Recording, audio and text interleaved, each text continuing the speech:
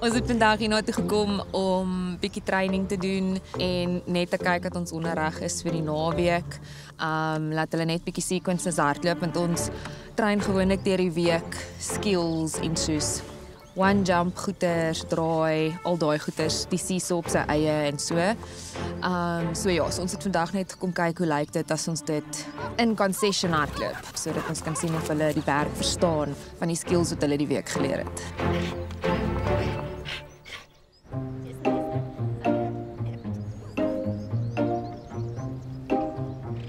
As jy my so kyk, dink jy is 'n goeie move. Wag tot jy by 13 kom, Susan. So wanneer ons die baan stap, wanneer ons by die skou aankom, die judge bou 'n baan en dan het ons as handlers 10 minute kans om daai baan te loop.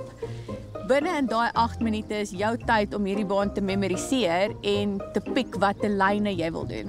Almal loop gelyk, daar is 20 mense op die baan, miskien 30 mense op die baan. Almal loop die baan, almal het 'n verskillende styl wat hulle loop. Hierdie kant toe. So dan bly jy Weaves, saam met jump, backcross. Omdat ek van 'n dansagtergrond af kom, is ek baie op die beweging. Ek hou van die vloei. Ek memoriseer my bane byvoorbeeld in terme van 'n sequence. En ja, dan stap jy die baan en dan gaan jy af en dan is die eerste hond op die lyn. Ek sal nou die koers doen. Ja, ek dink ek gaan haar ook inroep. Alhoewel ek is bietjie bang sy gaan te skerp inkom. Ja, gaan daai kant. Miskien moet ek met haar deurhardloop. en dan blind jy ja, hierso. want jy sien met klein hondjies is daai Kom daai jump in. is 'n probleem. Want hulle kan skerp inkom. Yes.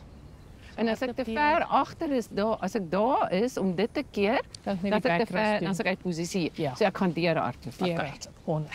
En ons paadjies is nog nie 100% nie, maar ons gaan probeer.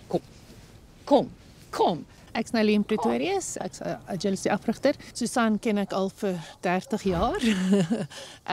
Renée ook. Ons het ook begin met Clooney, so seker Renée 20 jaar met haar eerste hond het ek haar afgerig en Dory seker die laaste, sy het een van ons honde se puppies, so ek ken haar vir die laaste 5 jaar.